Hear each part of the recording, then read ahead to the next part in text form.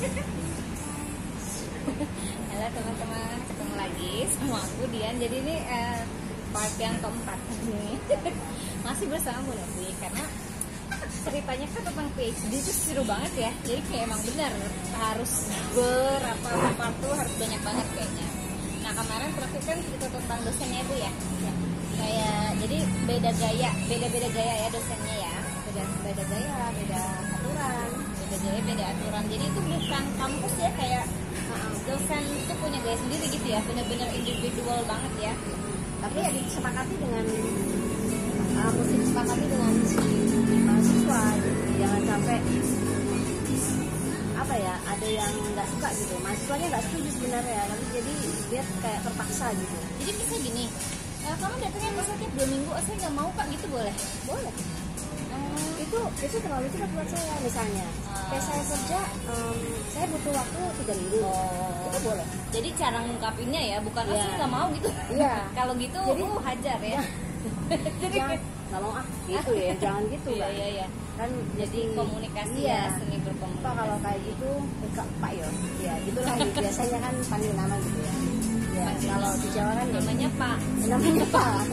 Pak kalau kayak gitu ya saya nggak sanggup. Saya itu kan kalau kerja dulu gini. Jadi untuk kayaknya 3 minggu itu reasonable gitu misalnya. Oh 3 minggu. Tapi artinya nanti kalau 3 minggu programnya harus saya gitu ya. Ada alasannya ya, alasannya jelas gitu ya. Dan jelas ada komunikasi, yang jelas itu berkomunikasilah sama dosen. Jangan diem-dieman terus kesel tapi didiemin aja terus nggak dikomunikasikan ke dosen, itu bahaya. Karena kan ada orang yang kayak gitu ya, nggak enak tapi nggak mau ngomong, nah itu nggak boleh banget ya.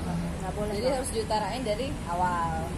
Bisa nawar ya, dalam nawar. Kemudian kan ada kesepakatan lagi. Nah kesepakatannya itu ya jangan dilanggar. Jadi minta sendiri, iya, kalau udah sepakat, udah disetujui, ya hargailah si dosen dengan kita perform. Jangan malu-maluin diri sendiri, jangan ngeselin dosen. Malu diri sendiri, orang tua, bangsa dan negara. Terus, nah kalau beasiswa nih Bu, pasti kan itu juga yang menarik ya. Kemarin kan udah cerita tuh kayak ADS ya, sempat LA, Fulbright ya, Fulbright. Terus Ibu akhirnya berangkat dengan apa? Beasiswa Dikti.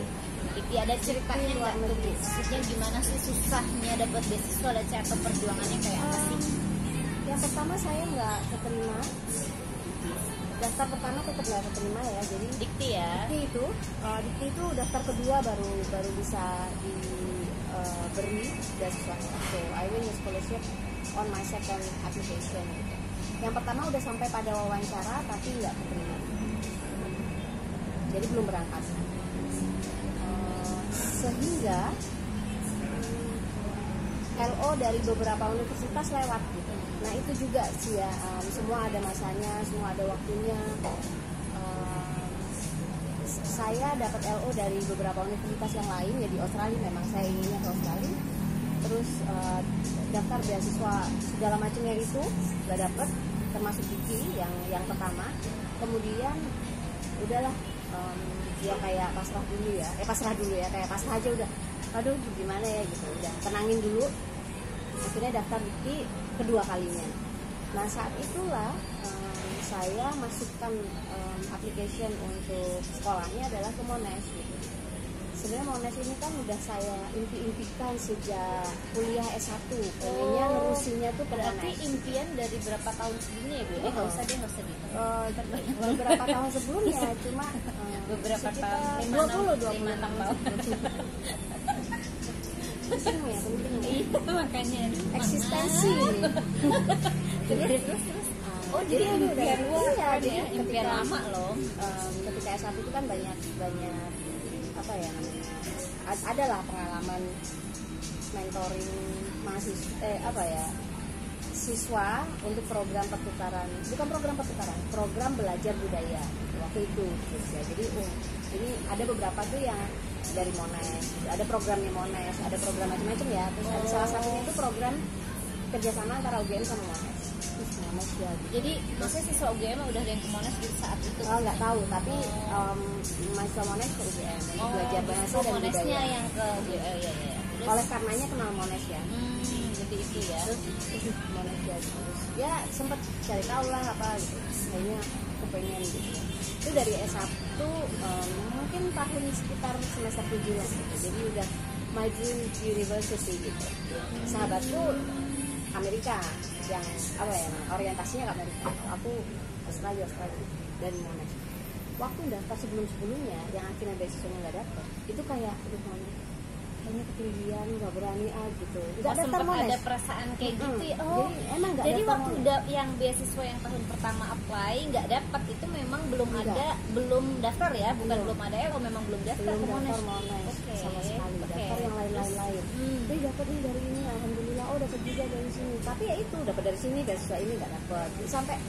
Sampai dia udah nggak bisa di event lagi. Ada satu Jadi ini event tuh boleh ditunda-tunda gitu ya Bu ditunda. ya. Biasanya Kayak per di-postpone semester, lah, postpone gitu. satu semester, postpone satu semester. Jadi sampai udah nggak bisa lagi karena udah udah terlalu Lama ya. Lama. Jadi ada batasnya ya. ada batasnya, kayaknya 2 semester ya. Ya, Nggak setahun ingat. kayaknya, Nggak setahun ingat. seingat saya juga sih. Itu udah nggak bisa lagi minta deferral. Akhirnya waduh udah nggak punya uni waktu itu, Lewat ya, lewat ini istilahnya. beasiswa lewat, nggak ada yang dapat, uni udah lewat semua gitu, udah deferralnya udah habis semua. Boleh tahu dulu dapat berapa unit tuh LO-nya? Nggak usah sebutin uninya ya, Nggak usah, tapi ya cuma tapi berapa? satu, Berapa dua, aja? tiga. Tiga ya, 3 unit ya. Itu Tiga mungkin uni boleh yang lain. diterangin Ada yang juga di Melbourne, LO apa ada yang sih? di Sydney. Oh, ada yang di Yang Sydney. 2 di Sydney, yang 1 di Melbourne. Oke. Apa? LO tuh apa gitu? Oh, Mungkin biar LO itu adalah letter of offer. Kita mendapatkan letter of offer kalau kita diterima di sebuah universitas yang kita apply, yang kita daftar. Jadi kan seperti saya ngedaftar ke universitas, di assess sama mereka. Untuk S3 itu biasanya 3-4 bulan hasilnya. Kebayang ya, satu LO itu kan berarti butuh waktu sekian gitu. 3-4 bulan waktunya. Lalu kalau kita dianggap bisa diterima menjadi mahasiswa di universitas itu, kita dikasih LO, letter of offer. Dengan letter of offer itu kita dikasih form untuk nerima offer atau tidak gitu. Nah kita isi form itu accept. jadi kita acceptance ngelamar form. nih, kita Ngelamar. dikasih LO ya. LO. Kita juga nerima apa enggak ya? Iya, kita bisa nerima, kita bisa ngebatalin itu gitu. Jadi kalau nerima ya accept, isi form acceptance letter. Nah itu kita isi, balikin ke mereka, udah. Jadi mulai deh tuh proses apa istilahnya, registrasi. Baru nanti keluar letter of acceptance ya. ya betul. Terus kita diminta untuk ngurus visa segala macam itu gitu. Syarat-syarat untuk sekolahnya kayak gitu. Jadi balik lagi ke yang tadi, 3 uni nggak dapat beasiswanya tapi ya, dan itu nggak ada Monash. Nah tahun depannya baru apply lagi dengan Apply Dikti, berbekas kemudian LO Monash ya. ya Apa ada beberapa kayak- juga saat itu? enggak Langsung ya udah Monash udah bulat. Monash aja. Jadiin deh waktu itu proposal untuk Monash itu yang paling panjang ya, requirementnya tuh kalau nggak Sampai salah 15. enggak sih 7.000 Oh, kata. 7.000 kata. Kayaknya Yang bukan lain- halaman ya. Iya kata. Yang lain-lain itu kan cuma berapa kata gitu. Nggak sampai 7.000 lah. 7.000 emang sekitar 15 halaman ya kayaknya ya. Lupa ya. Kalau Tapi ada pokoknya spasi ya, tapi sebanyak itulah 7.000 coba aja banyak deh, ya. gitu kan. 7.000 itu banyak. banyak 7.000 tuh banyak. Karena yang lain nggak sampai segitu, nggak sedikit. Ada tapi yang nggak 3 sampai halaman segitu. loh. Oh, iya. 3 halaman oh, gitu. Oh, Ada yang iya. dikit memang 3 halaman. Terus Itu jadi jadiin aja deh. Dengan ya udah sebenarnya ngejadiin proposal tuh dengan pasrah sebenarnya. Udah coba aja gitu. Coba jadiin karena tetap aja ya itu tadi balik ke yang kita bilang kemarin bukan bulan lalu ya, kerja dengan passion kita gitu, karena saya masih punya passion di situ, jadi saya senang-senang aja ngerevisi proposal, modifikasi ini itu gitu. menikmati ya. Iya. Nah habis itu kan punya proposal, kirim aja ke mama. 4 bulan kemudian tahu-tahu lagi bukan lagi apa, pokoknya lagi Kamar mandi. berkegiatan gitu, Di kamar terus mandi. twing di HP itu email letter of offer Monash University. Rasanya kayak Subjeknya udah begitu ya, Iya, subjeknya udah iya. letter of offer ya. letter of offer .2 Monash gimana sih? Letter of offer Monash University .2 Novita Ayurus Kuningrum, terus nomor itunya nomor Nomor LO nomor mahasiswa lah ya. Kemudian menjadi nomor mahasiswa. Oh, udah. Jadi dari itu udah ada ya. Langsung dapat NIM gitu ya kalau kita ya. Sebenarnya mimpi aku tuh aku dapat tahun 2005 mungkin. Karena dulu sempat ngedaftar S2 lagi meskipun udah punya NIM yang gelar. sama, emang sih Iya, NIM yang ternyata sama? dikasih nomor serius? induk yang sama. Wait, berarti dia kayak filingnya Iya, bagus banget. kan saat itu ibu tapi gak jadi lanjut Gak jadi beneran lanjut karena udah S2, nggak boleh S2 lagi gitu. buat beasiswa ya. Tadinya kan minta, tadinya cari letter of offer dari Monash S2 itu back in 2004 or 5 got ya, antara Oke. itulah pokoknya. Tapi saat itu udah S2 juga Saat kan? itu udah S2 sehingga nggak di beasiswa kan enggak ya, nggak bisanya buat beasiswa ya. Kalau mau ke sana bayar sendiri mah Bayar nggak sendiri masalah sih ya. nggak apa-apa. Tapi intinya walaupun nggak dijalanin masih di keep ya, NIM-nya ternyata itu sama dia ya. kan kayak kenal Aku gitu ya, juga baru tahu. kok kayaknya sama, cari Nah dong mereka ya juga file yang gitu, dulu. pas ibu daftar kayak kenal nih Cie. gitu. Jadi kayak oh ini dulu pernah gitu ya. Terus langsung sumu Oh itu aku baru tahu tuh, gila, ya ampun NIM yang sama ya. link yang sama. Jadi kenapa aku bilangnya aku lacak gitu kan di email dulu bener nih hebat. Berarti gini ya, once seseorang diterima, dia nggak ambil, NIM itu nggak kepake buat orang lain ya. Iya, Ya kan, ternyata kalau enggak. misalnya kita kan mikirnya berurutan nih, ya kan? Terus kayaknya kalau kita ambil lagi misalnya postdoc gitu, Sama juga. nggak tahu. Ini aku berpikir gitu, bisa jadi ya dikasih itu karena kan tarik mereka segitu berkasihnya gitu. Nggak kebayang ya sistemnya itu loh ntar dengan, jadi bukan satu angkatan akan berurutan berarti ya, karena kan ada jeda tuh ya di angkatan ini, iya. Oke, terus habis itu apa tadi? Ya saya juga lupa. Apa ya? Kita kalau ngobrol, ini cabangnya tuh kayak ada 700 gitu. Nah terus buat balik lagi tuh. Over ya, letter of offer, acceptance. Iya, saya minta diterangin ya supaya mereka tahu. Oh iya, Tentang nego ya kita harus ini beasiswa kayaknya ya. Beasiswa tadi pertanyaannya. oh iya, berapa beasiswa? Kan akhirnya ke Dikti ya, setelah attempt kedua. Akan kedua, Untuk akhirnya dikti. dengan bawa letter of Monash. offer dari Monash, akhirnya alhamdulillah diwawancara. Kemudian saat diwawancara itu beda ya rasanya saat seperti beda dengan waktu diwawancara yang pertama itu kayak ya serba nggak Belum menentu. yakin. Nah yang kedua Belum ini yakin gitu ya, si kayak gitu. pewawancara itu bilang gini, oke, so I'll see you in Melbourne atau apa gitu. Jadi belum ada pengumuman, Belum. udah berasa keterima dong Iya, ya. jadi rasanya kayak udah keterima. Meskipun bisa jadi pewawancara 3 orang itu cuma membesarkan hati ya, biar Iya. nggak ngelokro. Kan see you in Melbourne ya, kalau ibu nggak datang kan dia cuma mana nih, kan mungkin nggak datang gitu ya Iya, kan. saya kan kehilangan sekali. Padahal kan saya nungguin ya, kayak nggak ada hubungannya Aku sama bilang see you in Melbourne. nggak ada hubungannya sama aku ketemu kan beasiswanya gitu, nggak ada hubungannya. Cuman ketemu aja. Terus ya, terus udah janjian tuh jam berapa, tanggal berapa kapan Pak ini? tanggal berapa di mana? Agenda itu jadi kayak ya Allah mudah-mudahan ya Ya. nggak berani PR ya tetap aja. Udah seneng tapi kan belum pengumuman, tetap ya kayak masih deg-degan. Tapi kayak ada ini nggak Bu, tips lah kalau wawancara beasiswa tuh kayak apa, atau dari mulai apply-nya deh dari pertama kan dokumentasi dulu, dokumen dulu ya, seleksi dokumen itu ada nggak kayak tipsnya kayak apa sih pertama di dokumen? Kalau untuk wawancara. memenuhi requirement seleksi dokumen ya yang penting semua, jadi kita bikin list ya. Ya, Bu Novi tuh orangnya rapi banget.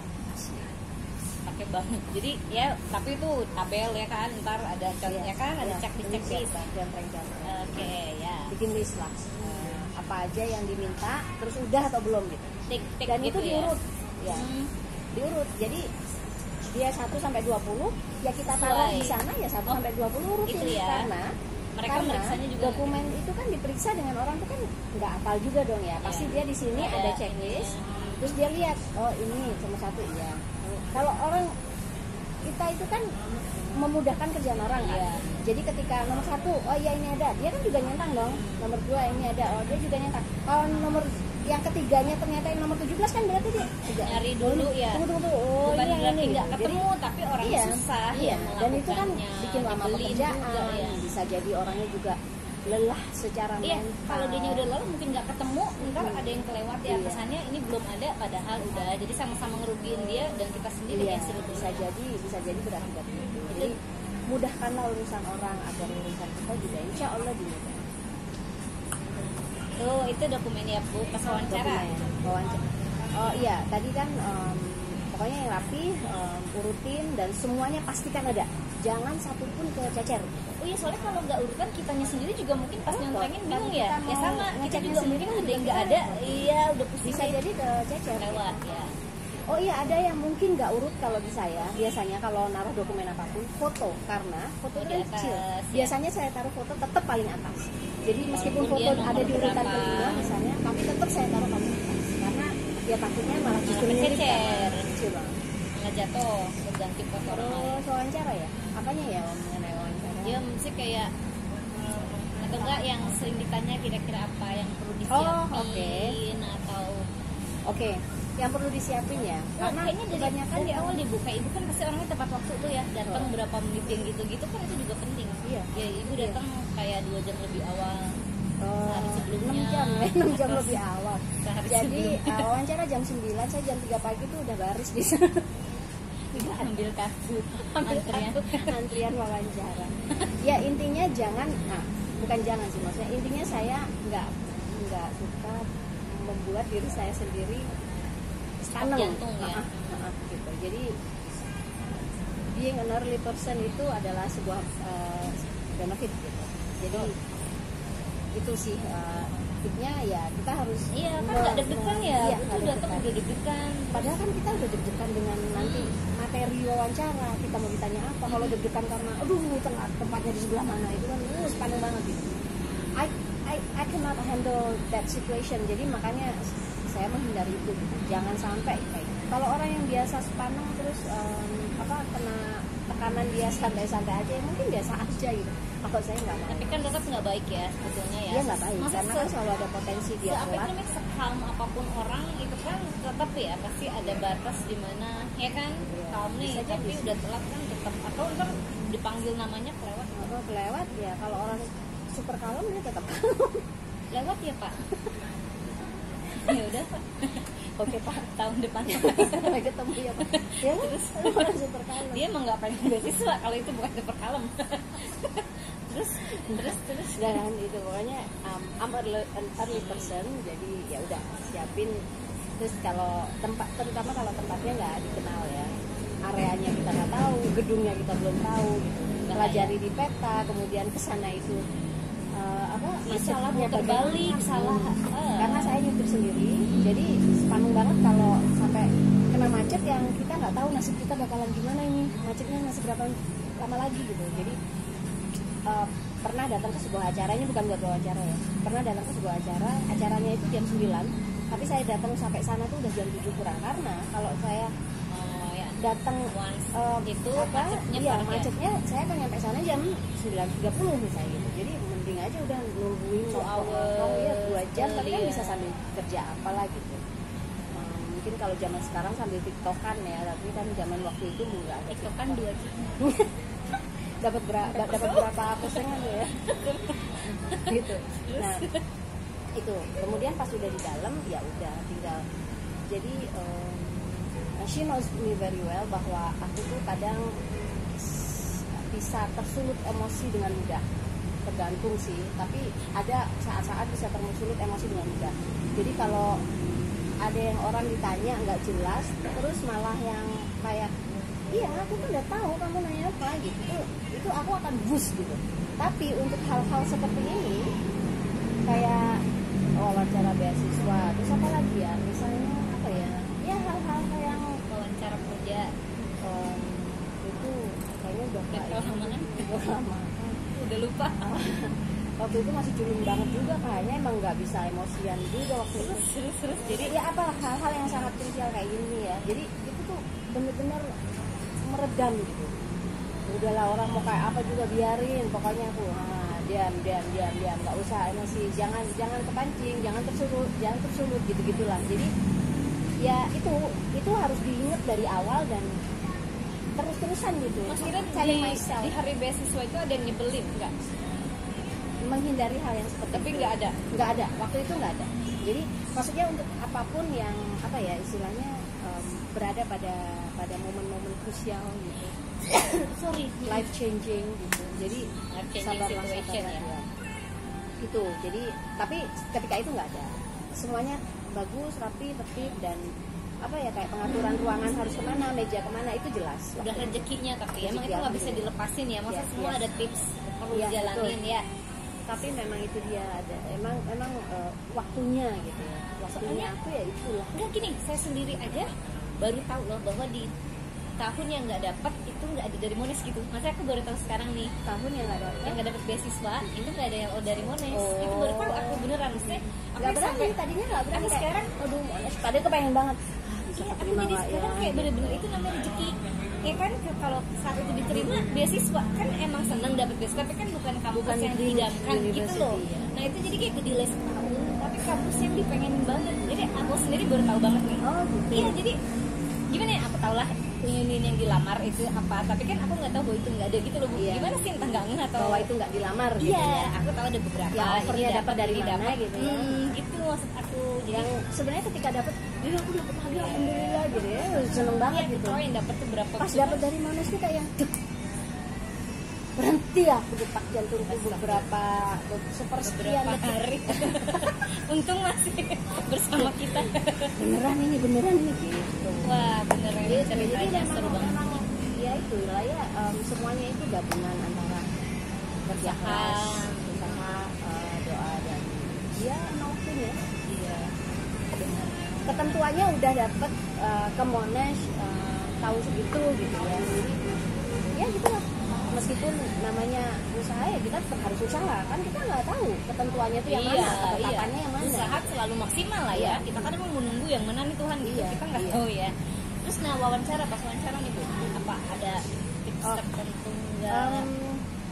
Setahu aku ya, kalau wawancara beasiswa memang yang paling dilihat adalah motivasi dan kesiapan. Kesiapan studi ya, dan studi. hidup juga ya. Iya. Nggak cuma belajar loh, ya Betul. kehidupan di Iya. luar akademis ini. Bagaimana kira-kira potensi anak ini untuk menyesuaikan diri dengan budaya atau kehidupan yang lain gitu. Kalau aku waktu itu udah berkeluarga, ya tentu saja ditanya keluarga gimana. Oh ya keluarga itu persiapannya gimana gitu. Persiapan itu termasuk dana loh ya. Wah ya. Termasuk dana. Cuma kalau PhD tadi PhD student kan Gratis. anak-anak sekolah kan gratis untuk mulai SD sampai SMA. Tapi kalau udah lepas SMA ya enggak, dan kinder enggak gratis. Jadi kalau anaknya usia SD sampai SMA, pergilah cari beasiswa yang ke tempat yang Sekolah gratis. sekolahnya gratis. Karena itu baik banget untuk exposure anak-anak terhadap apa namanya ya global exposure ya. Jadi global experience untuk anak-anak, selain biar nggak hanya kita gitu. Emang ya itu ya Bu ya, maksudnya banyak banget yang harus diperhatiin, nggak cuma sekolah kita doang, kehidupan di luar kampus, anak-anak ya, kayak apa sih dimensinya banyak banget ya. Jadi Pewawancara itu kan melihat lebih, kalau aku melihatnya ya, melihat lebih pada bagaimana kita nanti bisa menyesuaikan diri dengan kehidupan di sana. Tentu saja area kita ditanya, tentu saja untuk melihat sengerti apa nih orang ngomongin, kamu ngomongin bilingualism, kamu ngerti apa sih? Jadi